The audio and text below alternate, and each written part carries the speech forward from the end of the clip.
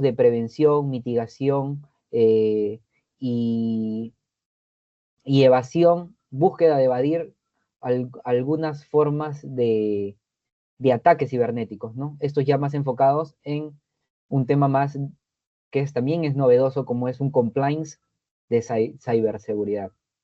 Y vamos a analizarlo desde una perspectiva peruana, colombiana, mexicana y española, pero trasladándolo sobre todo a la realidad peruana, ya que esta realidad va a ser la que nos va a permitir entender la aplicabilidad aquí en el Perú. Excelente, a ver, ya.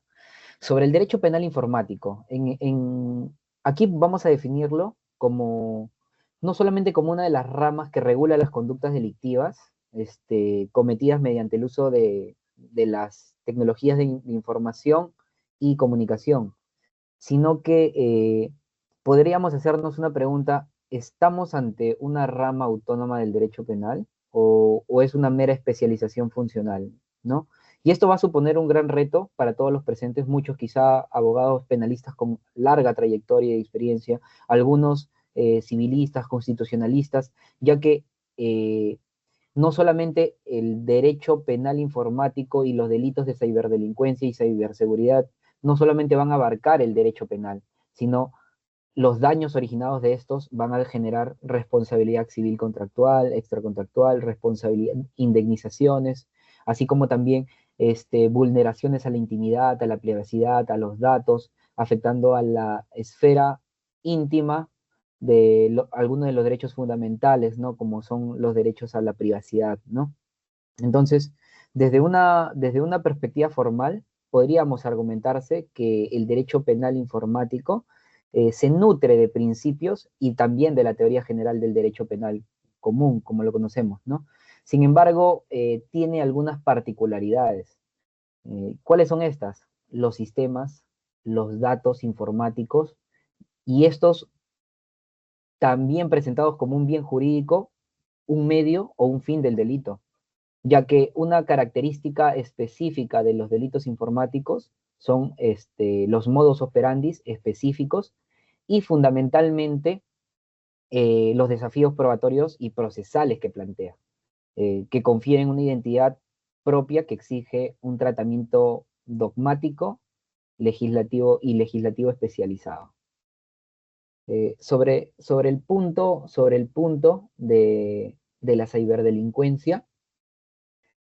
Excelente, muchas gracias. Sí, entonces continuando la hilación sobre la ciberdelincuencia, podemos entenderla también como una definición este, imperante en cualquier actividad ilegal realizada utilizando ordenadores o redes. Ahora último, la nueva tendencia de la inteligencia artificial. Cómo también se pueden utilizar inteligencias artificiales, programaciones determinadas para cometer ilícitos, órdenes programadas a través de un operador de software que realice determinadas acciones que puedan ser ejecutadas en determinados tiempos para realizar ciberataques, fake news, divulgación de información privada o información privilegiada, hackeos sistemáticos o coordinados. Todo esto utilizando también sistemas predictivos de inteligencia artificial, sistemas de automatización de procesos y ejecución de acciones utilizados por la IA. Esto va a generar grandes retos, no solamente para el derecho penal, sino también para todas las ramas del derecho, sobre la temporalidad, la imputación, la dogmática, los grados de responsabilidad y, para también un análisis más riguroso, es necesario también imperativo adoptar una distinción conceptual, ¿no? Que la ha propuesto la UNODC, que es la Oficina Nacional de Unidad contra las Drogas y Delito, que diferencia ellos a través de su informe anual y, actualización de datos delictivos, una, una diferencia entre los delitos facilitados por la cibernética y otros delitos basados en la cibernética, ¿no? Y esto también supone un grado, como les había comentado, de imputación, temporalidad, retos, desafíos para, sobre todo, la persecución del delito, ¿no? Los primeros pueden ser clasificados o intersectados en algunos delitos tradicionales, como la estafa, la extorsión, el acoso, los cuales también pueden ser utilizados medios tecnológicos para optimizar o repotenciar su actividad delictiva, ¿no? Y que simplemente utilizan los medios electrónicos como, como un medio para la comisión. Los segundos, que son los delitos basados en cibernética, también son conocidos como los ciberdelitos puros. Y estos son aquellos cuya existencia misma depende del entorno digital. Entonces, dentro de este entorno digital está el acceso ilícito a los sistemas informáticos o los ataques de denegación de servicios, ¿no? Los mencionados aquí en la diapositiva, el phishing, el malware, el ransomware, este, que ilustran, ¿no? Esta dualidad afectando la pluralidad de los bienes jurídicos. Sobre todo los que van desde los que afectan desde el patrimonio hasta la intimidad y la fe pública. Entonces, eh, eso es uno de los puntos. Si tendríamos que caracterizar, y otro dentro de la ciberdelincuencia, también tenemos que analizar la ciberseguridad, ¿no? Y también para entender este complemento que ayuda a evitar, prevenir, mitigar los delitos informáticos, podemos entender a la ciberseguridad como una práctica que se ve ya en los hechos a través de la protección de los sistemas, las redes y los datos, sobre todo sustentada en tecnología, en procesos y en personas, ¿no? ¿Por qué menciono estos tres pilares? Porque es importante un enfoque un enfoque centrado en la política de la prevención, ya que esta es la primera línea de defensa. Su fracaso es la que activa la última ratio, ¿no? Que es la intervención penal. Y aquí en el Perú, ha adquirido marco normativo, ¿no? A través de decretos de urgencia, uno de los últimos, a través de la prevención de delitos informáticos, en decreto de urgencia del 007-2020, ¿no? Que estableció un marco de confianza digital, ¿no?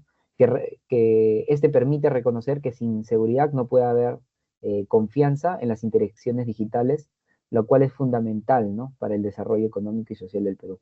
¿Y por qué este decreto de urgencia emitido en el 2020? Porque también vivíamos un contexto donde la digitalización se exacerbó y se vio hubieron cambios dinámicos,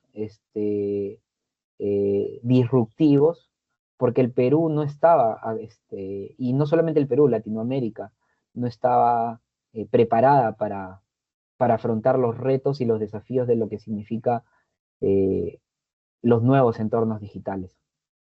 Ahora, dentro de el abarque de la ciberdelincuencia y la ciberseguridad, tenemos que analizar algunas características dogmáticas de esta. Y, y una lo podríamos derivar en características importantes. Una de ellas, que es importante tener en cuenta, es la transnacionalidad inherente. ¿Qué quiere decir?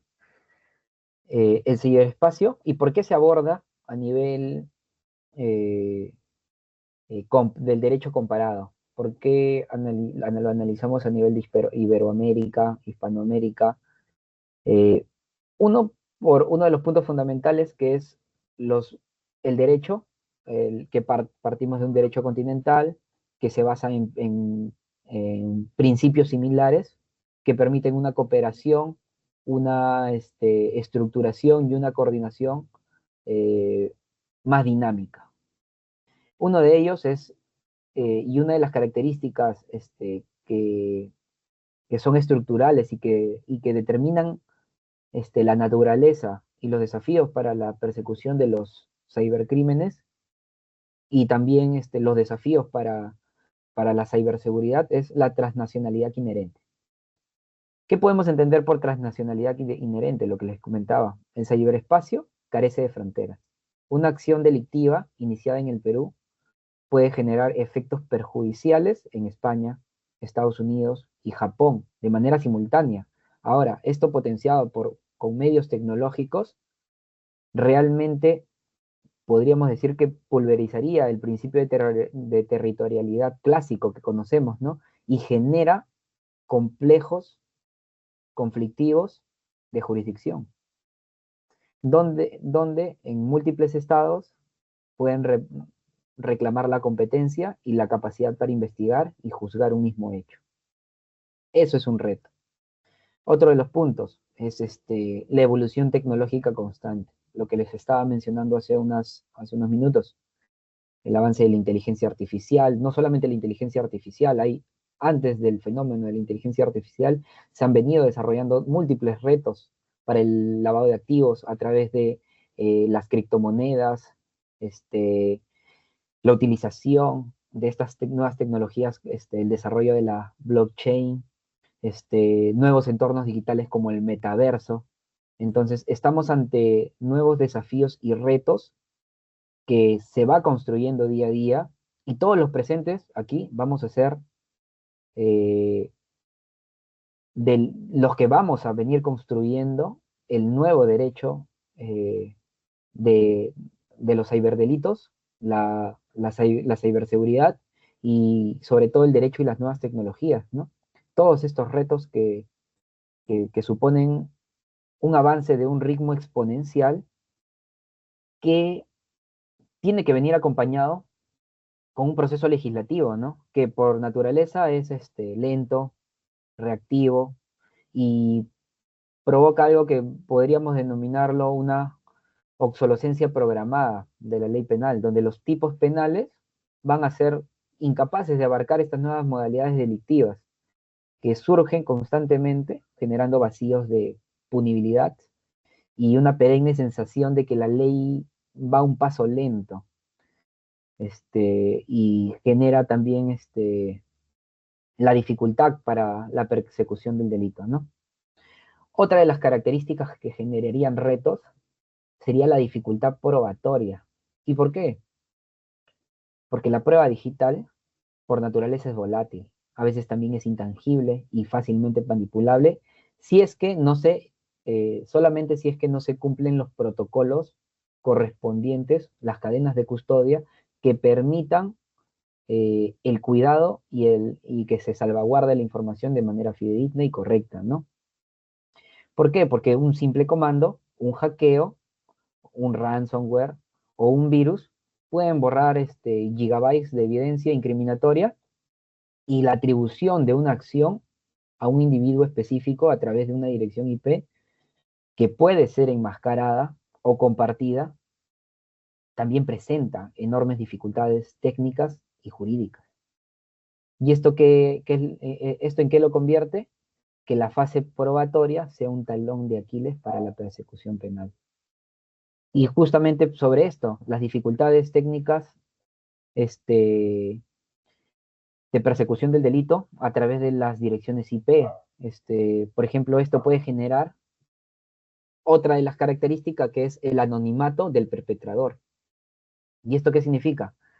Que herramientas como la Rector, las redes privadas virtuales, ¿no? Que son los VPN, el uso de criptomonedas, permiten a los ciberdelincuentes operar bajo un velo de anonimato, ¿no? Que es casi impenetrable. No es imposible, sí, pero requiere un gran rigor y un gran esfuerzo de las autoridades.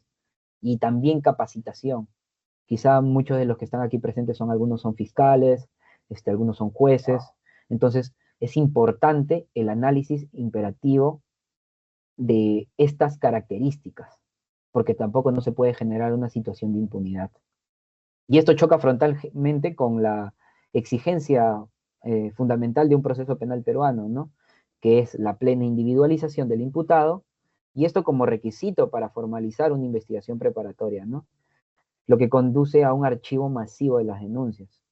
Entonces, y otro de los puntos es la rapidez en la ejecución. Un ataque global puede generarse y puede desplegarse en minutos. mientras que una solicitud de asistencia judicial internacional puede tardar meses o incluso años en ser tramitada. ¿Esto qué genera? Una asimetría temporal que es devastadora para la eficacia de la investigación, porque cuando ya se obtienen las autorizaciones para acceder a un servidor en el extranjero, la evidencia probablemente ya haya podido ser eliminada.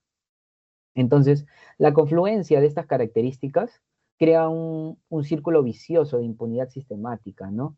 La constante evolución tecnológica también da lugar a nuevas formas de delinquir. El anonimato y la transnacionalidad hacen difícil, no digo imposible, pero muy difícil identificar y localizar a los autores, ¿no?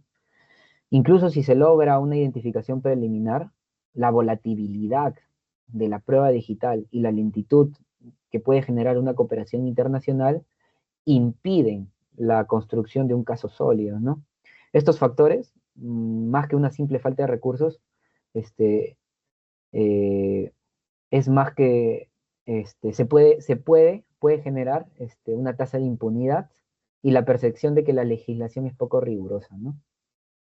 Entonces, a lo largo también de esta ponencia, no solamente vamos a visualizar los retos, ¿no? Sino ir dando cimientos o columnas que nos permitan entender o construir de manera conjunta soluciones, soluciones a todas estas problemáticas, que no puede limitarse simplemente en incrementar este presupuesto o capacitación, sino que exige una reforma profunda de los paradigmas procesales y de los mecanismos de cooperación internacional. Ahora, bueno, también hemos abordado ese punto. Sí. Igual, lo vamos a comentar un poco, ¿no? El debate sobre el bien jurídico protegido. Eh, También podríamos decir que se podría considerar un error dogmático reducir el bien jurídico protegido, en los delitos informáticos sobre todo, como un concepto único como la información o la seguridad de los sistemas, este, sino que también eh, hay nuevas propuestas de los delitos informáticos que pueden ser de naturaleza pluriofensiva. A nivel comparado, a nivel normativo, sobre los bienes jurídicos protegidos, por ejemplo, algunos mencionados. En el fraude informático, artículo 8, la ley 30096, uno de los bienes jurídicos principales es el patrimonio en el fraude informático. En la suplantación de identidad, uno de los bienes protegidos son que se atenta contra la fe pública y el derecho a la identidad. En el grooming, ¿no? Artículo 5 de la ley 30096, se le denomina como que afecta la indignidad y la libertad sexual de los menores, ¿no? En el tráfico ilegal de datos personales, aquí también el bien jurídico tutelado es la intimidad y el secreto de las comunicaciones. Entonces, hay múltiples bienes jurídicos protegidos. ¿Y por qué los menciono? Porque es importante comprender que esta es una naturaleza pluriofensiva y es fundamental para una correcta interpretación de los tipos penales y la determinación de la gravedad del injusto y la adecuación de la imposición de la pena. Dentro de la perspectiva internacional, el impacto en América Latina, y no solamente en América Latina, sino también desde una perspectiva internacional europea también del derecho comparado, porque tenemos casos emblemáticos de ransomware, que es secuestro de información, fraude bancario como la clonación de tarjetas, la extorsión virtual, los ataques a infraestructuras, eh,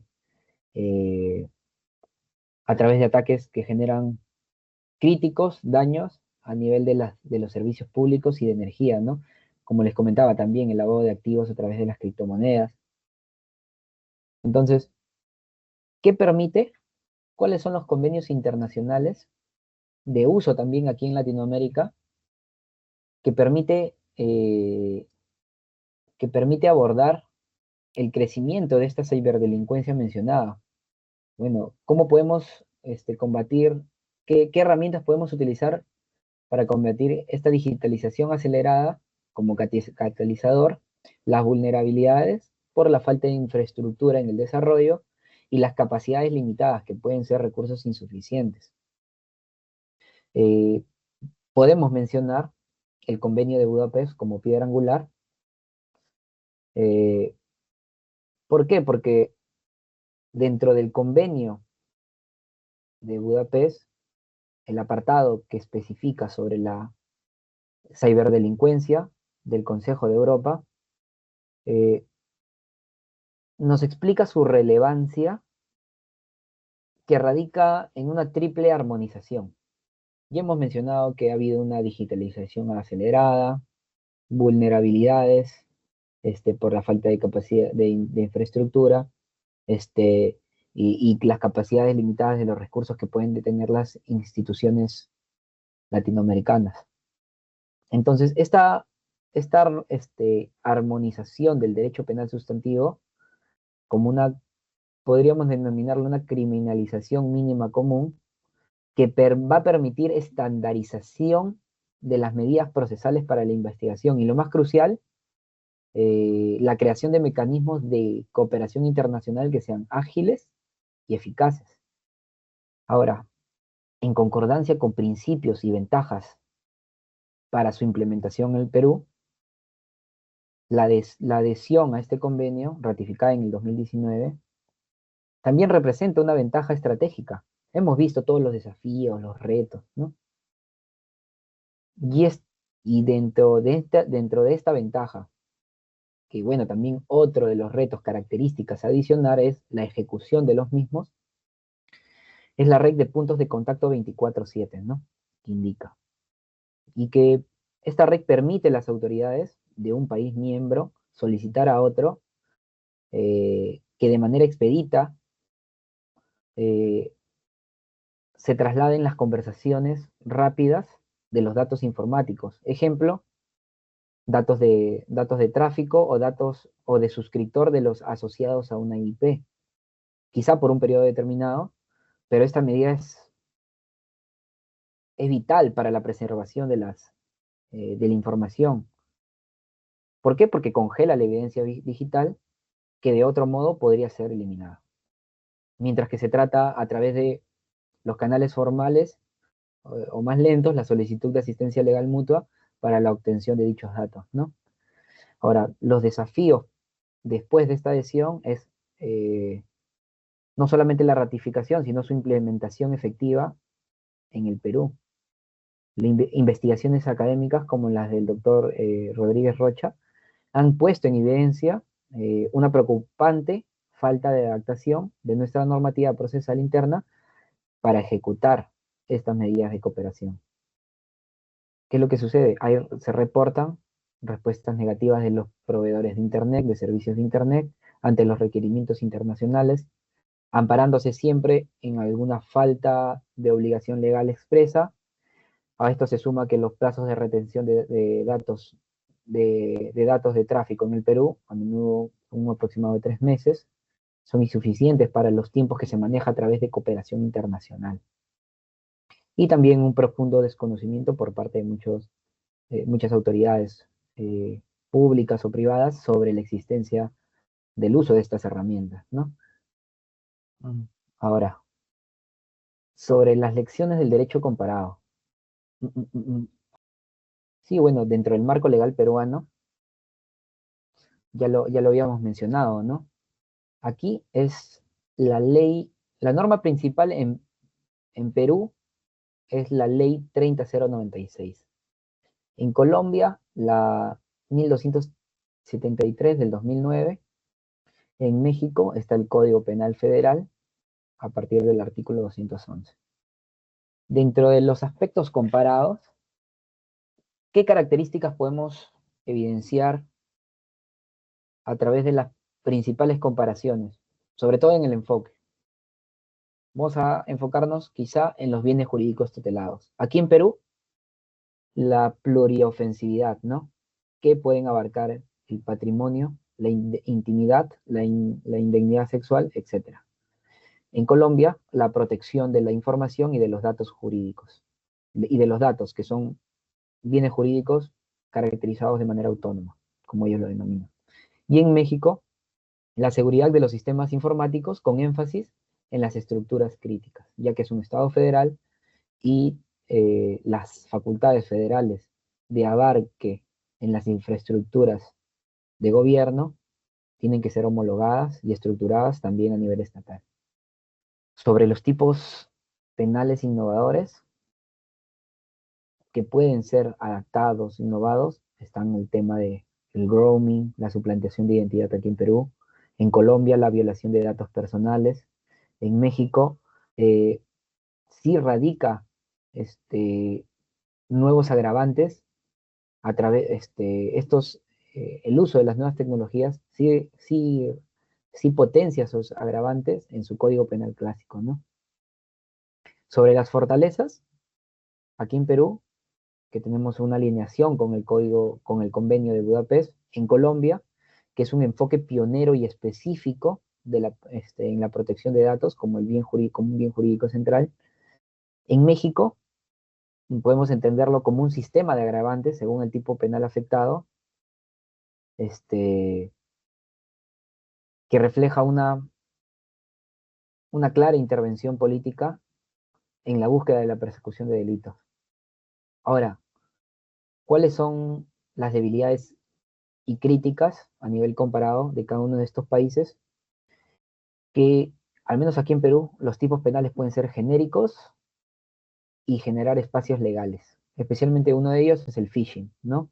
Que para su persecución a veces no hay una eficacia, una eficiencia y falta de recursos para su persecución.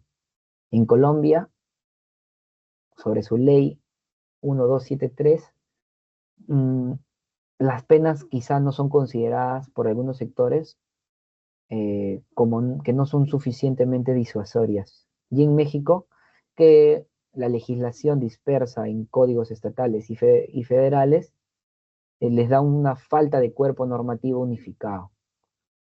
Bueno, sí hemos abarcado un poco de ello. La siguiente, sobre la ley los proyectos de ley, los proyectos de seguridad digital o ciberseguridad. Bueno, acá podemos ver que hay una discusión parlamentaria, ¿no?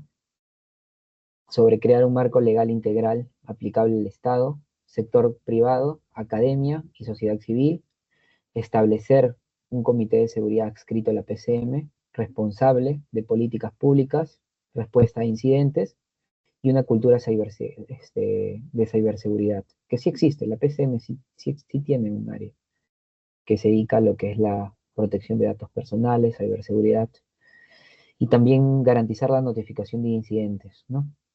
Ahora, ampliando esto, hablando un poco también sobre la ley de protección de datos personales.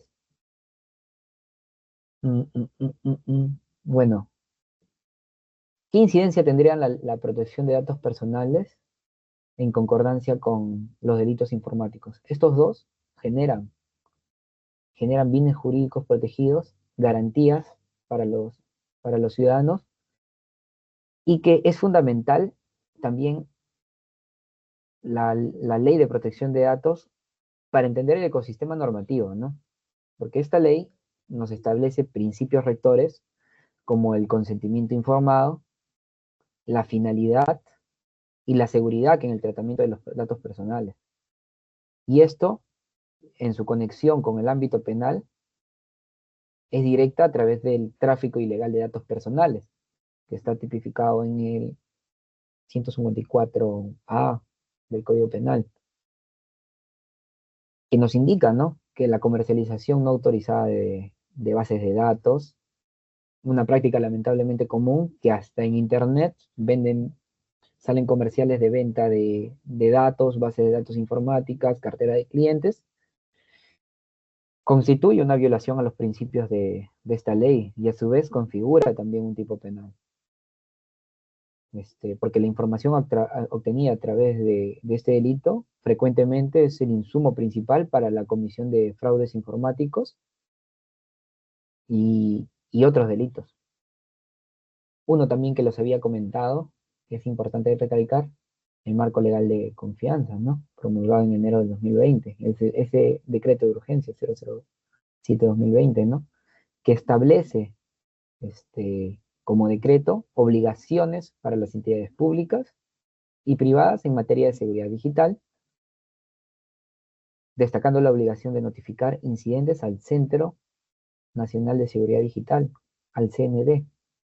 Sin embargo, su promulgación a través de este decreto de urgencia también ha sido objeto de críticas severas. Informes del propio Congreso de la República concluyeron que no se acreditaba la urgencia requerida constitucionalmente para la urgencia, que la problemática en aquel entonces era preexistente y que la norma, al diferir su implementación a un reglamento posterior, puede generar gastos no presupuestados y esto invadía las competencias del Poder Legislativo, ¿no? Por eso que también a través de informes del Congreso se criticaba. También hay un debate parlamentario por el proyecto de ley 9906-2024, ¿no? Que busca justamente lo que indica, ¿no? Este marco integral unificado para la ciberseguridad en el Perú. Le voy a comentar un poco, a ver. Mm, alguna de las fortalezas que puede tener es que el Comité de Ciberseguridad del Estado peruano, que está escrito a la presidencia del Consejo de Ministros, la PCM, con participación multisectorial de, de representantes del sector público, privado, la sociedad civil. Este, esta participación puede ayudar a la articulación de las políticas públicas. Eh, y, este, y este proyecto no define tampoco con claridad cómo se va a articular este nuevo comité, ¿no? Ya hay entidades existentes como la CND, la Divindad, el CERC Perú, que están corriendo riesgos en duplicidad de funciones. Además, no establece un mecanismo de financiamiento claro y sostenible, ¿no?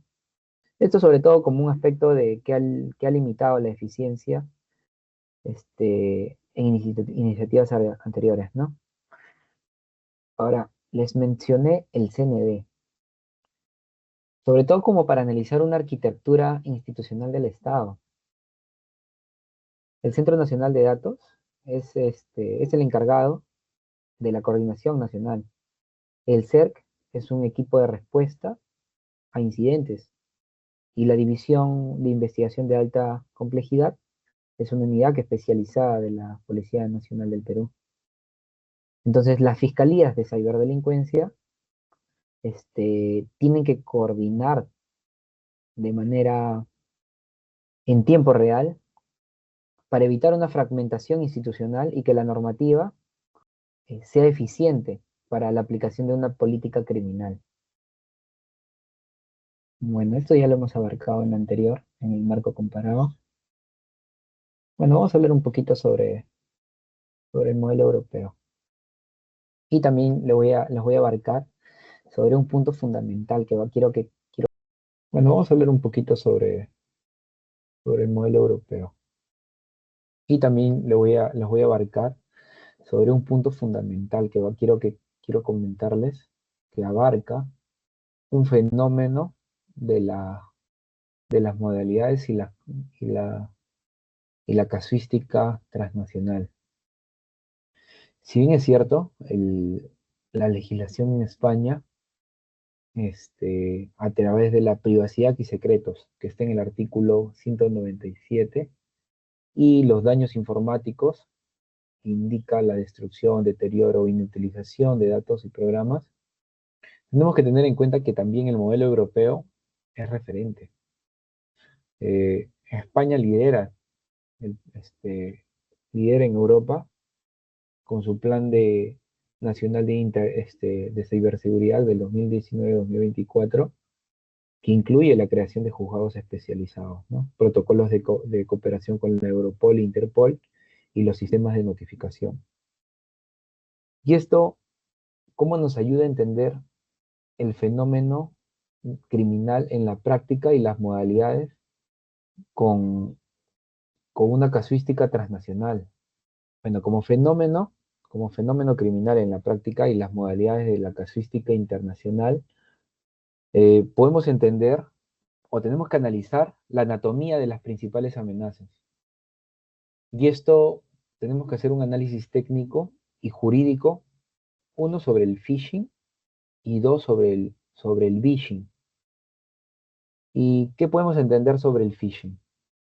Que es una técnica de ingeniería social que utiliza medios electrónicos, principalmente el correo electrónico, para suplantar la identidad de una entidad legítima, sea banco, una red social u otra empresa, con el objetivo de engañar para que se revele información confidencial, contraseñas, credenciales, datos de tarjetas de crédito.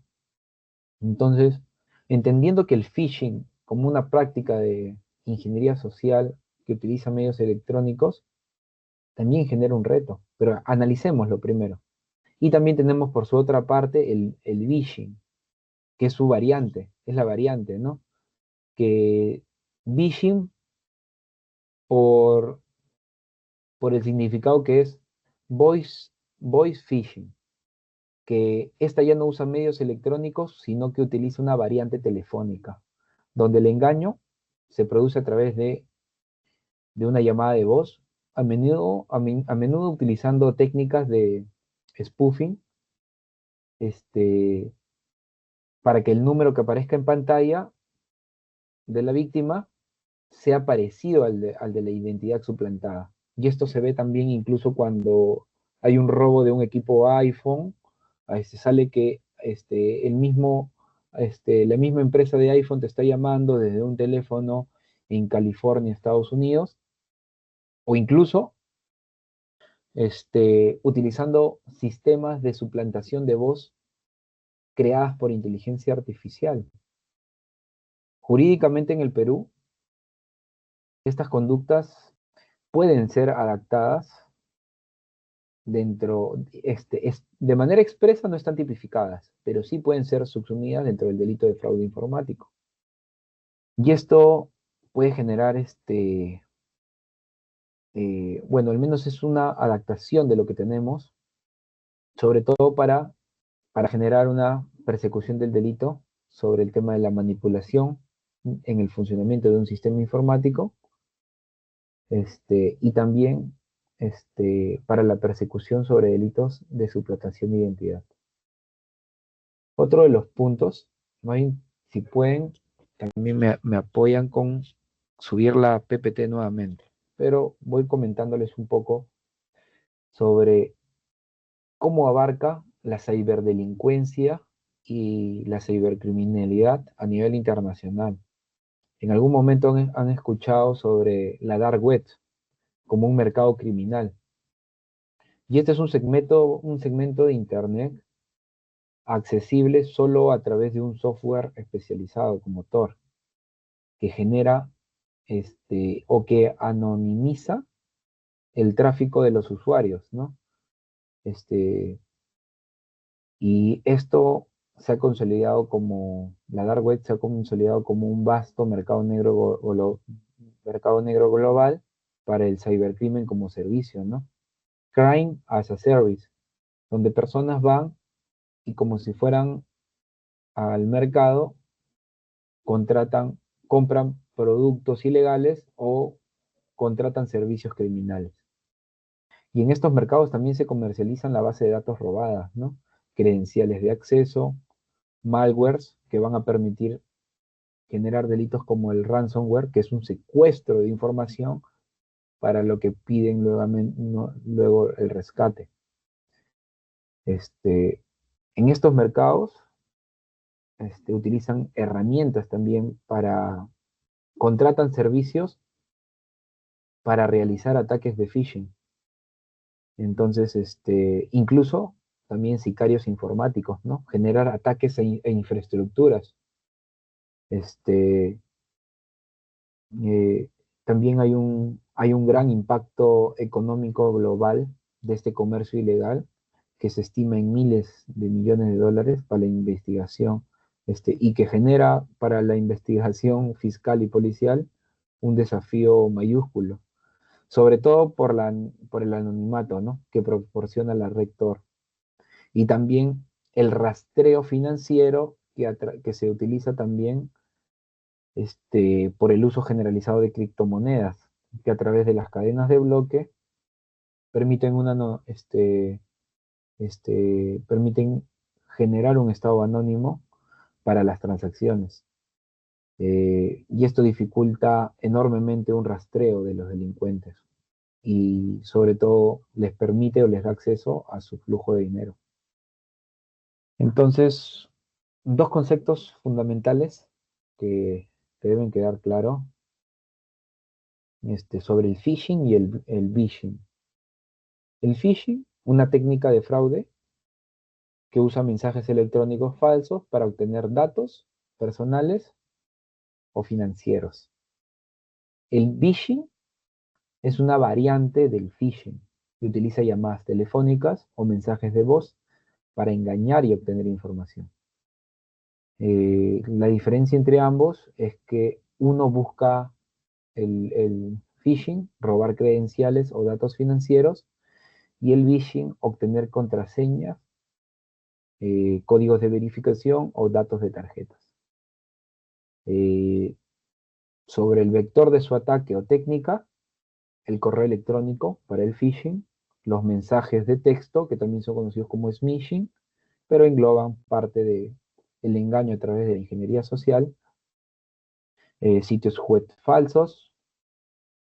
En cambio, el phishing se enfoca más en las llamadas telefónicas, el engaño, el uso de spoofing, que es un cambio en los identificadores de llamadas, y sobre todo los perfiles de la víctima, ¿no? A quiénes va dirigido. Usualmente para el phishing son las víctimas perfectas, usuarios de banca, compradores en línea, empleados corporativos. En el phishing, como son llamadas que generan un engaño, a veces también las víctimas son adultos mayores, clientes de bancos, usuarios con baja cultura en entornos digitales, lo que hace que sean víctimas más fáciles para este tipo de delitos. Ahora, sobre sus medidas de prevención, siempre está verificar los remitentes, ¿no? No hacer clic a los enlaces sospechosos, usar autentificación de dos factores. En el phishing, no dar información telefónica, verificar directamente con la entidad, siempre desconfiar de llamadas no solicitadas, sobre todo si vienen dirigidas de entidades, y usualmente las entidades bancarias no llaman directamente para comunicar ciertas operaciones sospechosas, ¿no?, sino lo hacen a través de canales oficiales como correos, ¿no?, que también deben ser verificados de manera doble, ¿no? Ahora, los desafíos para la investigación pueden ser para el phishing, el rastreo de los dominios y los servidores, ¿no?, que a menudo son en el extranjero. Y hemos hablado múltiples veces de cómo las solicitudes de cooperación internacional pueden tardar meses, ¿no? Y los cambios de IP, la anonimación de la información puede darse en menos tiempo, lo que generaría un estado de incapacidad para la persecución, ¿no? Sobre todo también para el análisis de los metadatos de correo, ¿no? Para el phishing es la dificultad para el rastreo de las llamadas spoofing, la evidencia testimonial y su volatilidad, ¿no?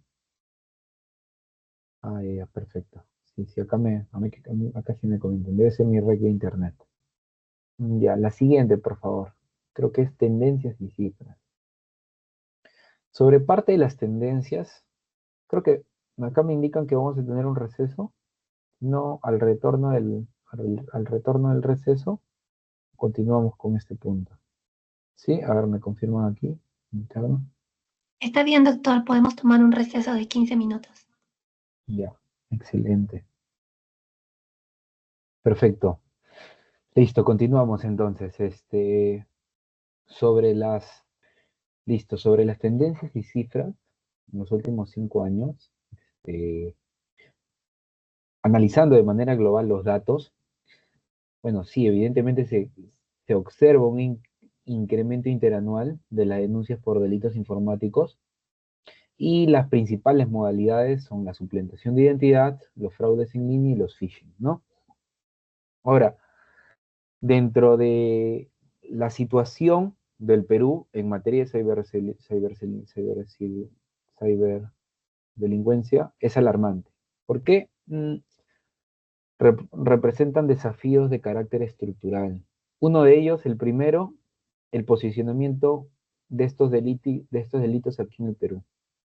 Las estadísticas son contundentes, se pueden visualizar. El Perú ocupa el tercer lugar entre los países con más ciberataques en Latinoamérica. En 2004 se han reportado más de 1 millón de detecciones de phishing, bueno, solo detecciones. La Divindac ha informado que solo en Lima metropolitana los ciberdelincuentes han sustraído más de 90 millones de soles en 2024. Y estas cifras solo demuestran que el país es un objetivo prioritario para las redes criminales. Ahora, otra de las características que permiten analizar estas tendencias y estas cifras es la brecha tecnológica y las capacidades. Existe una asimetría crítica en los puntos donde los ciberdelincuentes adoptan nuevas tecnologías. Ya lo venía comentando, ¿no? La inteligencia artificial, esto no solamente para ataques automatizados, sistematizados, cronometrados, sino también para crear deepfakes, que es cada uno de estos puntos que voy a mencionar, honestamente requiere un análisis profundo, subclases sobre uso de la inteligencia artificial para entornos delictivos. Ya les estoy comentando los deepfake, los malware adaptativos, y esto se dan a una velocidad que el Estado no puede igualar, ¿no? La Honestamente, los funcionarios públicos requieren un gran apoyo. Falta de presupuesto hace que los funcionarios no puedan o se limiten en las capacidades de perseguir estos delitos. Requieren especialistas, requieren apoyo, requieren personal que les ayude a brindarles capacidad de respuesta. El Estado no puede igualar esta velocidad con la que se van creando los sistemas delictivos, sobre todo la infraestructura para el análisis de la evidencia digital, que es insuficiente. Y requieren más presupuesto para contratar personal especializado o capacitar también al personal. Entonces, y esto acompañado de vacíos legales, problemas jurisdiccionales, una falta de articulación y un enfoque preventivo, ¿no? Bueno, como se puede visualizar, en el año 2020, de hecho, en los últimos 5 años se ha evidenciado que la modalidad principal es el fraude informático. En los últimos 5 años, siendo el 2024, 42.000. 42.000. En las cifras tenemos desde 8.000, casi 9.000 aproximadamente, 8.997 en el 2020, 14.671 en el 2021, 29.153 en el 2022, 21.498 en 2023 y un estimado de 42.000 casos en 2024. Y en la fecha de hasta enero-febrero han habido 6.000 fraudes informáticos. Ahora, sobre los montos, en reportes estadísticos del INEI proporcionados por entidades financieras y reportes policiales, en el 2024 sí se tiene específico que ha sido un impacto económico de 90 millones de soles. Y en enero y febrero del presente año, un impacto de casi 4 millones de soles, 3.450.000 aproximadamente, ¿no? Y estas cifras, bueno, son referentes, ¿no? Porque presentan variaciones entre las fuentes de la policía, la fiscalía y el CEPLAN, ¿no? Es más o menos como una tabla consolidada que permite cruzar información, tener referencia, ¿no? Sobre el perjuicio económico este, que se van proporcionando las diferentes instituciones, ¿no? Siguiente, por favor. Sí, aquí le vas a pasar varias, porque hay algunos temas que ya hemos tocado. Sigue, por favor. Vamos a ir a los casos. Ese también ya lo hemos hablado. Ajá. Ahí, por favor. Ujú. Sobre algunos casos de, de phishing o de modalidad organizada en los cuales se visualiza. Cada uno de estos casos, y muchos de los funcionarios que están aquí, entenderán que un caso es prácticamente como un libro. Ahondar, especificar, analizar, expandirse en, en la complejidad de un caso, nos tomaría mucho tiempo. Ahorita lo que vamos a hacer es resaltar los puntos más importantes, y no solamente resaltar los puntos importantes, sino hacerlo de manera de un ejercicio que nos permite identificar ya de manera interiorizada a la hora de que leamos casos, ¿no? Sobre el phishing España-Perú, ¿no? En este caso, ¿qué ha ocurrido entre Perú y España? Implicó una organización criminal que defraudó a más de 10.000 víctimas, ¿no? Los indicios de una red peruana dedicada a las estafas, mediante el phishing, el phishing, ahí se tiene que corregir, se inició la investigación en agosto del 2022, y sobre el modus operandi, ¿no? Eh, las empresas utilizaban técnicas de spoofing para, para que el teléfono de las víctimas en España apareciera un número oficial de su banco, ¿no? Ellos, ¿qué es lo que hacían? Seguían guiones preestablecidos, que alertaban sobre supuestos eh, cargos fraudulentos para generar un estado de pánico en la víctima, ¿no? Incertidumbre, zozobra. Esto también se le denomina ingeniería social, porque está enmarcado dentro de la ingeniería social que lo que busca no es hackear un sistema informático o un sistema de web, sino generar es un hackeo, denominándolo así, de la vulnerabilidad emocional de las víctimas. Es decir, estas alarmas, a través de usos de guiones prefabricados que se hacían pasar por bancos, alertaban sobre cargos fraudulentos y pedían códigos de seguridad a través de los tokens que eran enviados al celular. ¿Qué era lo que hacían? Que tras obtener los códigos, los operadores en España los utilizaban para retirar el efectivo en cajeros informáticos. Y luego la banda se quedaba con un 20 a 30% del dinero que se enviaba a Perú. Ahora, sobre la estructura transnacional, la organización contaba con 3 call centers clandestinos en Lima, en donde se realizaban llamadas fraudulentas de manera simultánea en diversas ciudades de España. ¿Recuerdan lo que les estaba comentando sobre la dificultad jurisdiccional y también de imputación, y la cooperación internacional que requiere la máxima eficiencia y cooperación para obtener, ¿no? Entonces, luego de que estas llamadas se hacían de manera simultánea en diversas ciudades de España, una red denominadas mulas del dinero, porque eran personas que transportaban o retiraban el dinero, esperaban cerca de los cajeros automáticos, y una vez obtenido el código de la víctima, los operadores en Perú efectivo. Ahora, sobre el resultado del operativo, esto, bueno, también es un trabajo, es una investigación que inicia desde el 2022. Este tipo de delitos requiere un amplio plazo, cooperación conjunta y simultánea, sobre todo aquí en este caso en particular, la Policía Nacional del Perú y la Policía Nacional de España logró 83 detenciones, 48 en Perú y 35 en España, que permitió el desmantelamiento de estos 3 call centers en Lima, encontrando a los operadores infraganti, ¿no? Ahora, otro caso, a ver, la siguiente, por favor.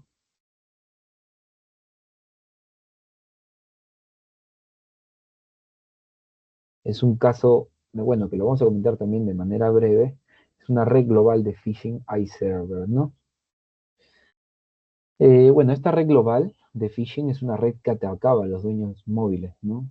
Que se estima de un alrededor de 483.000 víctimas afectadas en múltiples países, incluyendo Perú, Chile, Colombia, Ecuador, España y Argentina, ¿no? Sobre su modus operandi, bueno, hay 3 estructuras, ¿no? Que lo vamos. Modus operandi, impacto y víctimas y los resultados del operativo.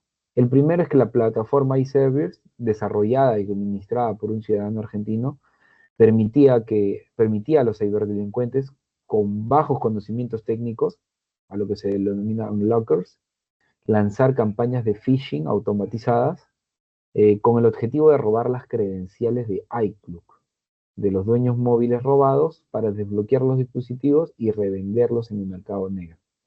Lo que les comentaba, ¿no? Utilizan un modus operandi, incluso eh, el cambio, ¿no? El cambio de la denominación de los números telefónicos que den apariencia de legalidad de la misma empresa, en este caso las de iCloud, que sería la empresa de Apple, y reinsertaban los equipos bloqueados al mercado negro de teléfonos, ¿no? Sobre el impacto y las víctimas, esta red ha afectado a más de 480.000 víctimas a nivel global. Se han registrado en Perú 41.500 víctimas, lo que nos sitúa en uno de los países entre los más afectados, ¿no? Junto a Colombia, Chile y Ecuador, ¿no? Y este operativo, coordinado por Europol y Ameripol, con la participación de la policía de los 6 países, incluido la de Perú, culminó en 2024 con 17 detenciones, incluyendo la del administrador argentino, con la incautación de más de 900 dispositivos. Entonces, eso nos permite analizar que también hay técnicas y también hay formas de perseguir el delito, ¿no? Siempre y cuando sea de manera estratégica. A ver, siguiente, por favor. Siguiente es el tema, ya lo hemos conversado, dark web. Siguiente, por favor. Sí, también. Sí, sí, sí, la siguiente.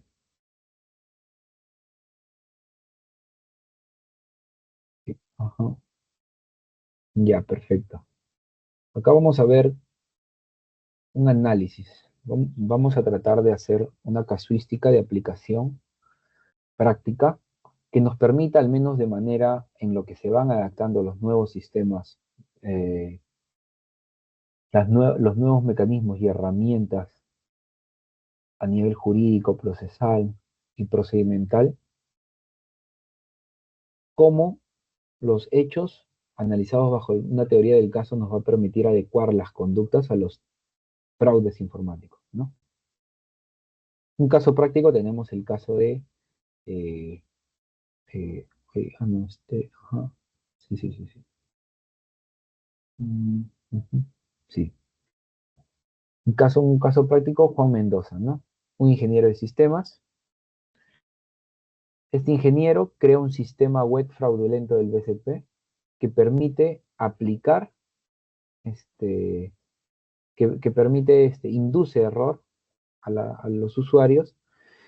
Y bueno, en este caso práctico vamos a analizar un poquito sobre la tipicidad, ¿no? A ver, lo voy a leer el caso. Acá que dice.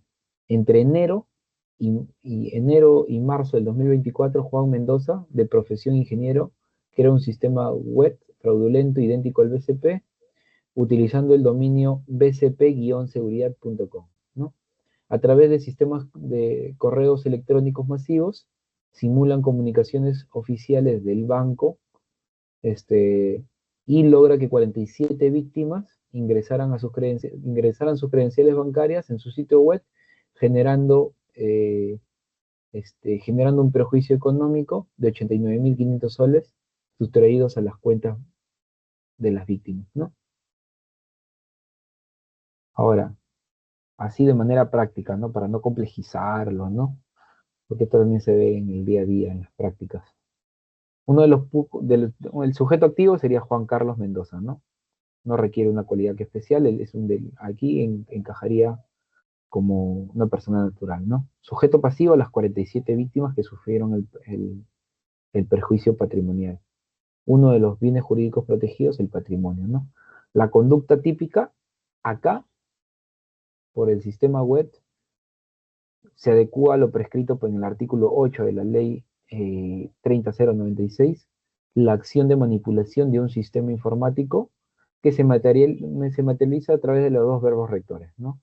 El diseño de un sitio web, en este caso PCP-seguridad, y la introducción de datos, donde se enviaron los correos electrónicos masivos en el sistema de comunicaciones para dirigir a las víctimas al sistema fraudulento. Entonces, estas acciones constituyen una interferencia en el normal funcionamiento de los sistemas informáticos y de comunicación. Como resultado, el perjuicio patrimonial de 89.500 soles, producto de las transferencias no autorizadas, ¿no? Existe una clara relación de causalidad, imputación objetiva entre la manipulación creada por el señor Mendoza y el perjuicio sufrido por las víctimas, ¿no? Ahora, sobre el tipo subjetivo, la conducta eminentemente es dolosa, ¿no?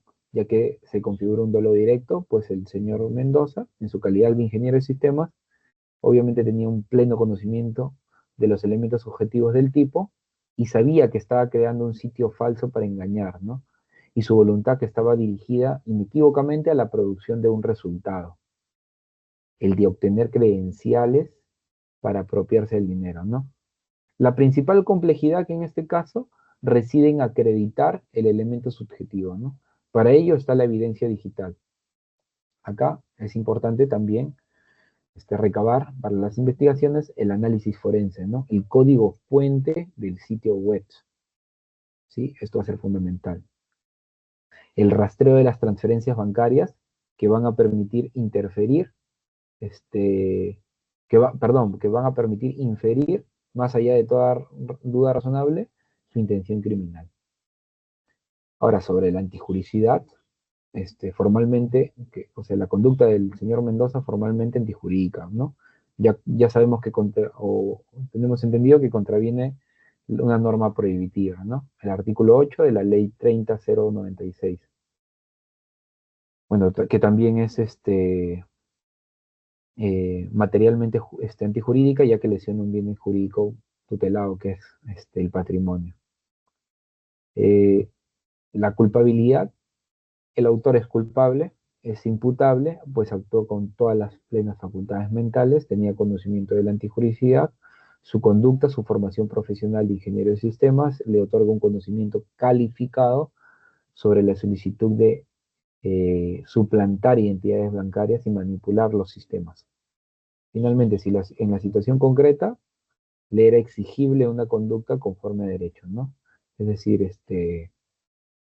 eh, no realizar el acto ilícito. Por lo tanto, su conducta penalmente sí es reprochable, ¿no?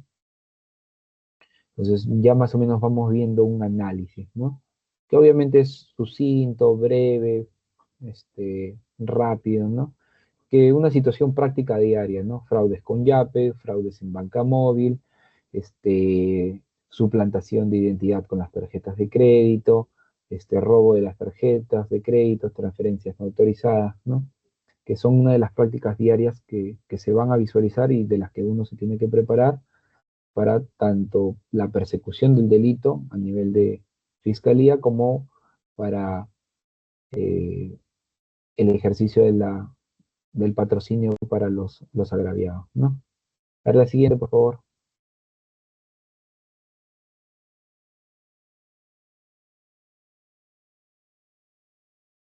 Ujú, sí.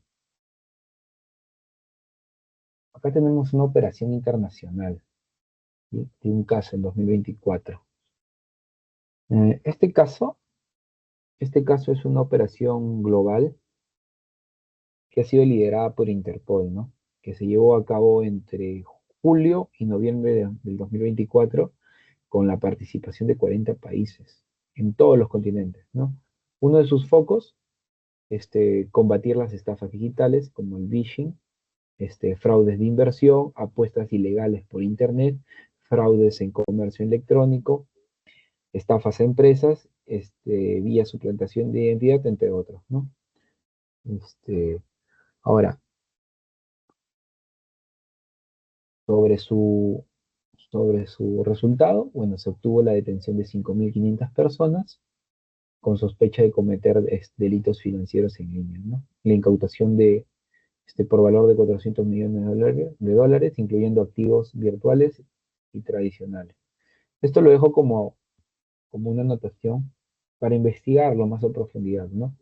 Conocer estos casos prácticos nos va a permitir tener la experiencia y saber cómo estas situaciones puedan ser adaptadas en una realidad nacional, sobre todo las que vemos actualmente, las que vemos en el día a día, ¿no?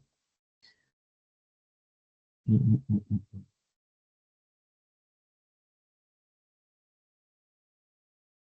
Ahora, sobre alguna de las recomendaciones, a la siguiente, por favor.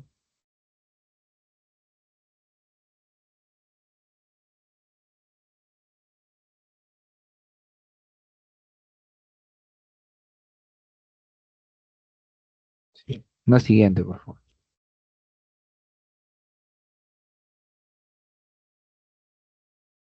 Ujú, sí. Como parte de los desafíos, ahorita ya vamos a dar un aspecto global de todo lo analizado, ¿no?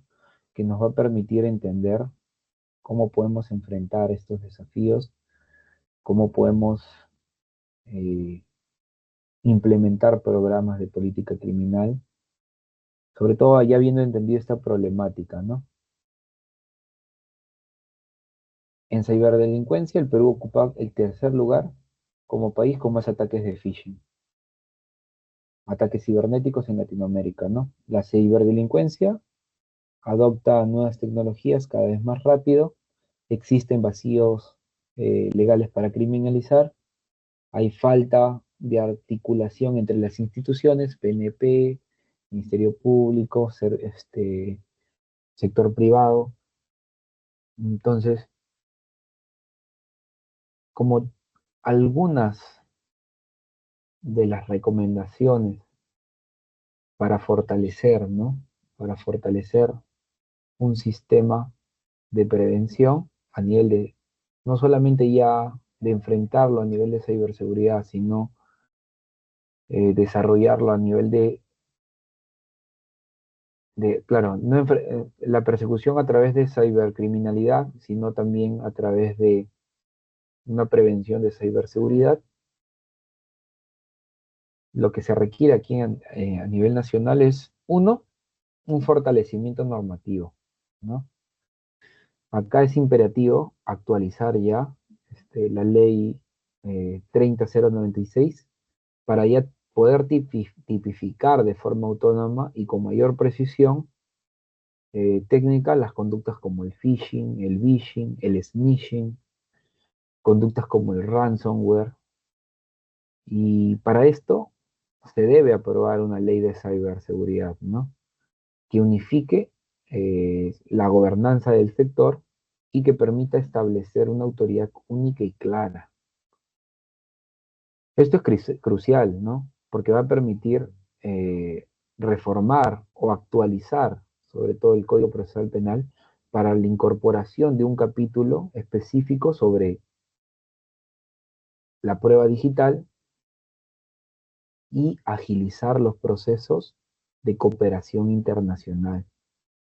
Quizá como guía los previstos en el convenio de Budapest.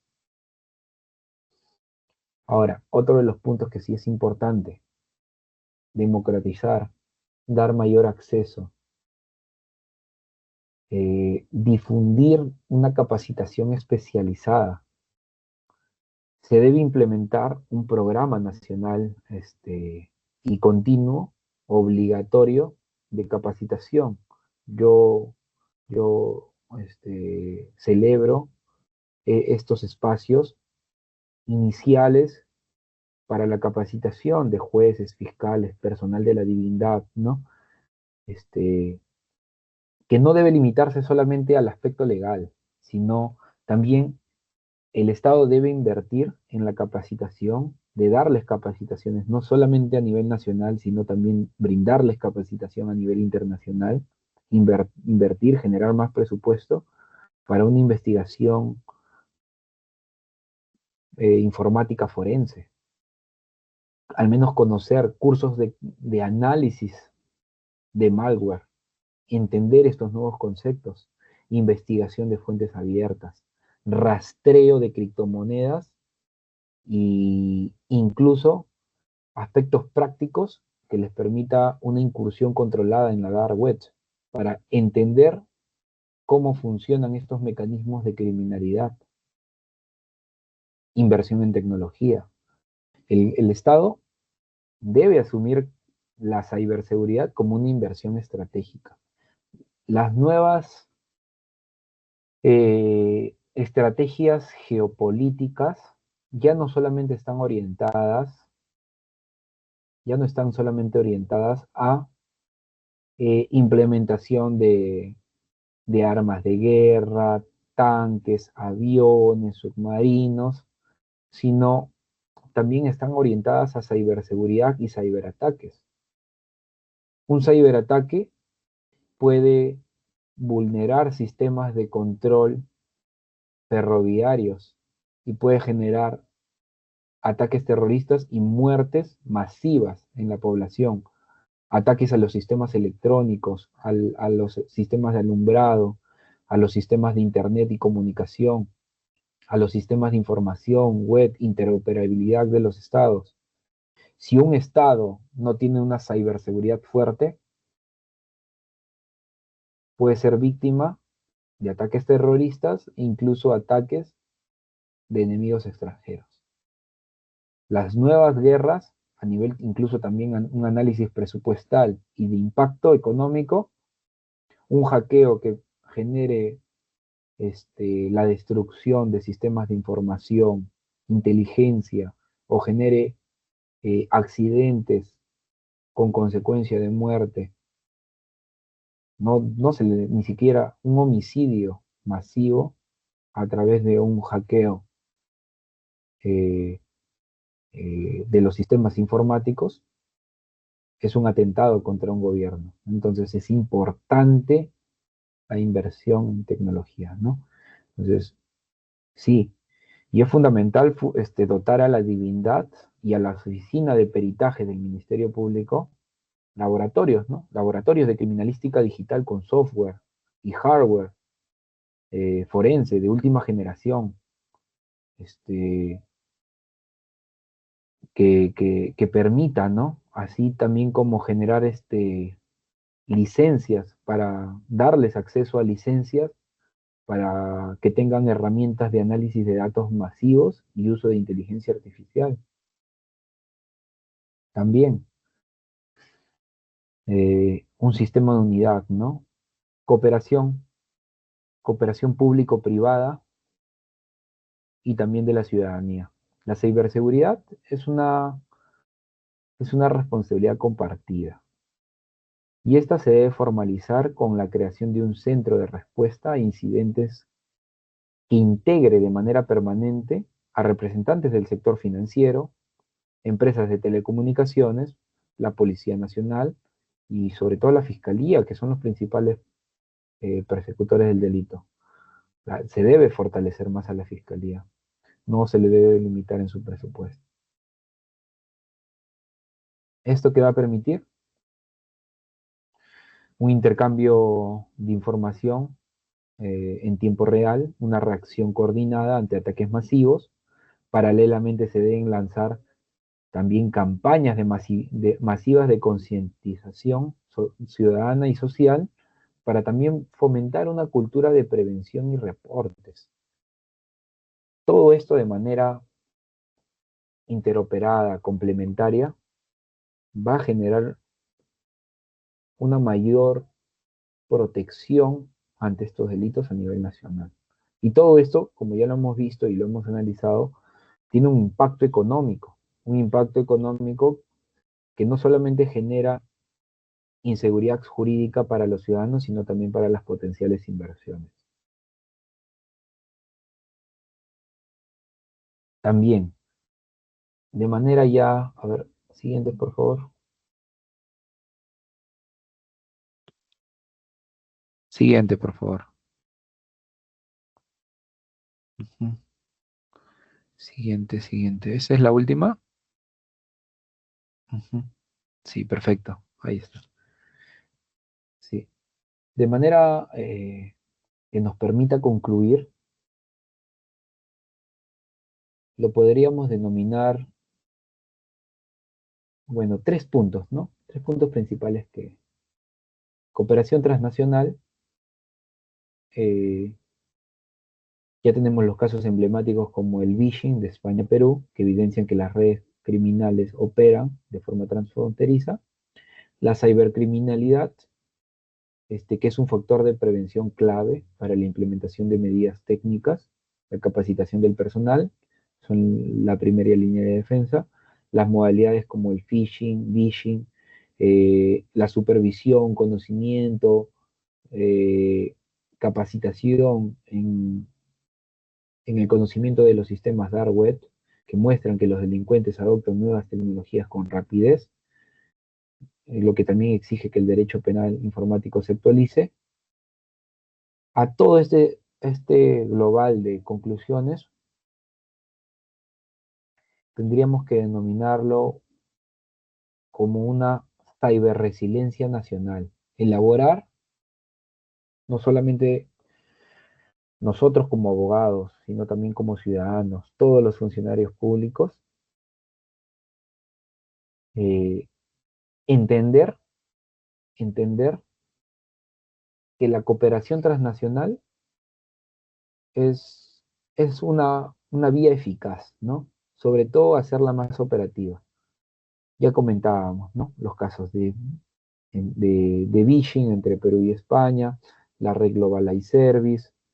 Eso demuestra de manera irrefutable que las organizaciones criminales operan en un ecosistema globalizado. La persecución de estos delitos, desde una perspectiva puramente nacional, si lo analizamos puramente nacional, está condenada al fracaso. Sí,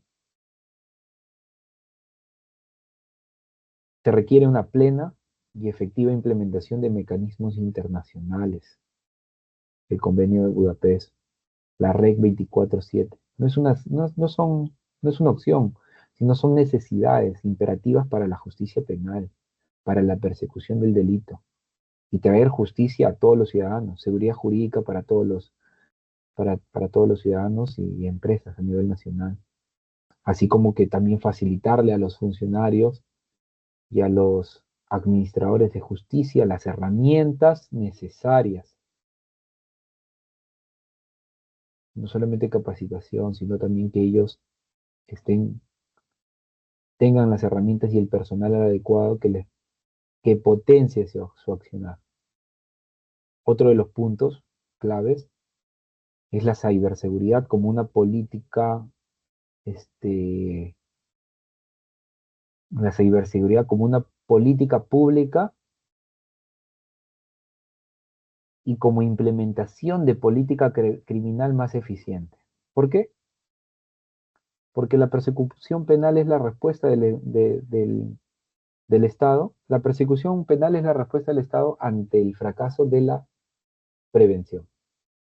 Cuando la prevención falla, la persecución penal, la última ratio, sale a flote. Ahora, las capacidades para perseguirlo, ahorita todavía son incipientes, no son fuertes y no son del todo sólidos. Se requiere implementación de medidas y técnicas robustas, la creación de procesos seguros y sobre todo la capacitación y concientización de los usuarios, ¿no? Que se les considera como el eslabón humano y son los más fundamentales, porque ellos son los que manejan y dirigen estos procesos. Y así como también pueden ser las víctimas de la ingeniería social, ya que si no están capacitados a nivel emocional y conciencia social sobre estos hechos, pueden ser víctimas también de engaño de estos mecanismos delictivos informáticos.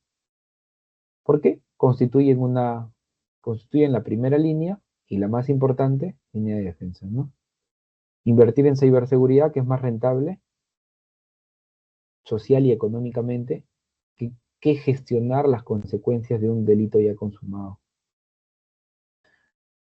Ahora, otro de los puntos, que el derecho penal debe ser dinámico y adaptable. A lo largo de todas estas horas que hemos venido conversando, concluimos que el vertiginoso avance tecnológico exige que el derecho penal informático evolucione a la par. Esta adaptación no debe limitarse solamente a la creación de nuevos tipos penales, sino también debe enfocarse y con mayor urgencia en la modernización de las herramientas procesales y de investigación, la agilidad también para obtener y valorar la prueba digital y la celeridad internacional para la cooperación son los verdaderos factores que van a determinar la eficacia del sistema de justicia penal, sobre todo en la era digital. Bueno, y para concluir, de manera definitiva, y esto más que una capacitación es una invitación a reflexionar y profundizar sobre estos puntos, es que la lucha contra la ciberdelincuencia en el Perú requiere una visión de Estado que trascienda los esfuerzos aislados y que se materialice en una política criminal integral que esté dotado de un marco normativo moderno, una institucionalidad coordinada y también los recursos adecuados con un firme compromiso de cooperación internacional. Solo así vamos a poder aspirar a construir un entorno digital seguro y resiliente y un pilar fundamental para el desarrollo y la seguridad nacional, sobre todo en el siglo XXI, en la era del derecho y las nuevas tecnologías. Eso sería todo. Muchas gracias.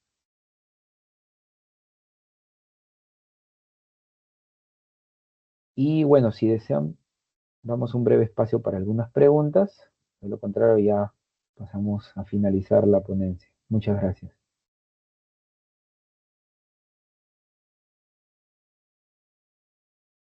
Gracias, doctor, por su ponencia. Vamos a esperar unos minutos a que nuestros participantes puedan realizar las consultas que tuvieran. Un momento.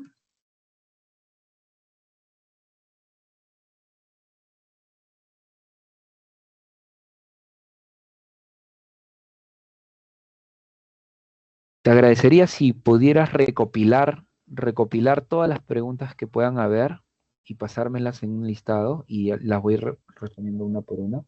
Así ya vamos avanzando de manera práctica y no una, sino ya recopilamos todas y pasamos a dar respuesta. Sí, doctor. Los participantes que deseen hacer sus consultas también nos pueden escribir en el chat del enlace para que el docente las pueda responder. Vamos a dar unos minutos para que se animen. Me comentan también al interno de que muchos no han podido visualizar en la presentación que se compartió en el grupo algunos cuadros, algunas cifras. Terminando la sesión vamos a rectificar eso y les vamos a volver a mandar la presentación del día de hoy, ¿sí? Y gracias por el apoyo, doctora.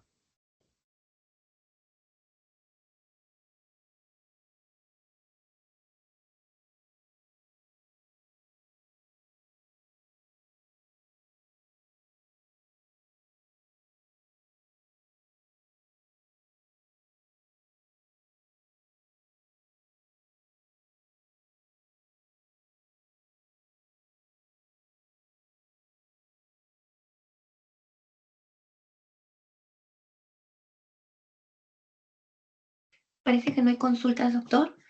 En todo caso, los participantes, cada vez que tienen una inquietud, si es que no la han hecho en la sesión, me la hacen llegar internamente y se estaría compartiendo con su persona, ¿sí? Vamos a dar por concluida la sesión del día de hoy. Agradecemos al doctor Rojas por su disponibilidad y por su ponencia. A ver, un momento, por favor. Doctor, perdón, me están escribiendo el interno un participante y nos tiene una consulta. La consulta es, ¿cuál considera que es el vacío legal en la norma que ocasiona impunidad en los hechos delictivos? Sí. Sobre los vacíos legales, básicamente siempre hay el tema de la transnacionalidad, el tema de la imputabilidad, la este, la capacidad de anonimato en los delitos informáticos que genera vacíos legales que pueden ser vencidos a través de nuevas actualizaciones en la tipificación penal, para la persecución más efectiva como el phishing, el ransomware. Ahora, dentro de estas tipificaciones que se van adaptando a los tipos penales existentes, hay retos, los retos de la cadena de custodia digital, que se vuelve un elemento de importancia fundamental para la persecución del delito. ¿Cómo garantizamos la evidencia, no? Por ejemplo, en los temas de persecución de delitos de lavado de activos a través de criptomonedas. Las criptomonedas Cuando les diga utilizan. silencio, silencio, ¿ya, Christopher? Hola, hola, ya. Las, las transacciones de criptomonedas utilizan herramientas criptográficas, ¿no? Como las funciones hash, ¿no? Un código que es una firma digital única para un archivo, y cualquier mínima alteración en el archivo original va a generar también un hash completamente diferente, ¿no? Esto también va a permitir al perito y al juez verificar también la presencia, si la prueba es idéntica a la que se incautó en el crimen, o, hay alguna variación, ¿no? Entonces, esos son uno de los grandes retos, no solamente la tipificación, sino la cadena de custodia para, para la persecución del delito, ¿no? Eso. Igual, si tienen más dudas, consultas, o si mi respuesta no ha sido del todo clara, yo encantado, ustedes se comunican con la administración, y yo encantado de poder disertar más con ustedes, compartir más información, datos, fuentes, encantado. Sí, sí, sí. ¿Hay alguna pregunta adicional?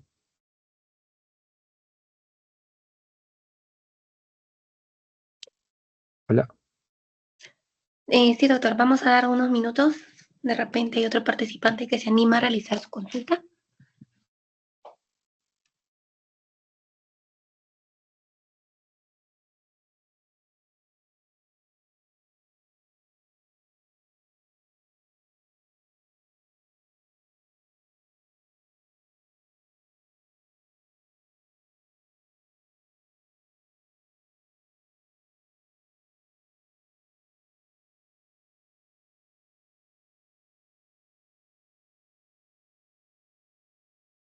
Ahora sí, doctor, parece que ya no hubieron más consultas por parte de nuestros participantes.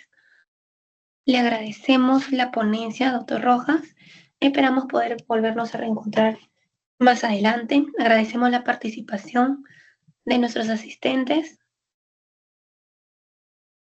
A ver, sí, estaríamos dando por concluida la sesión del día de hoy. Recuerden que les vamos a compartir la presentación del día de hoy ya rectificada al interno. Y eso sería todo. Muchas Muchas gracias a gracias. todos. Que tengan muy buenas noches. Gracias a todos los presentes. Gracias, estimada doctora.